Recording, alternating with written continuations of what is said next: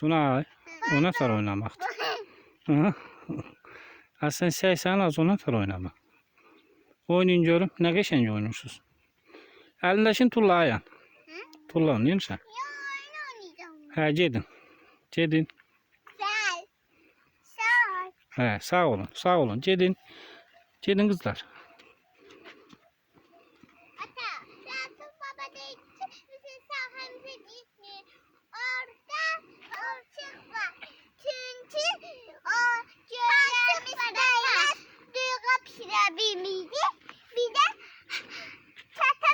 Bilmiydi.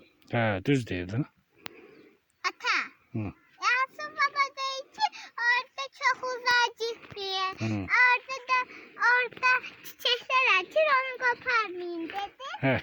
Onu Yürü. yok pişiremeyecek. Siz de çata pişiremeyecek. He ced.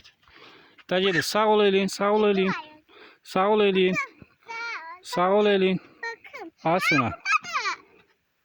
Nerede o? Cücü. Ha nasıl? Toz eleme. Nerede? Durun. Dur ne ga? Orada şu. Dur aga Sunay.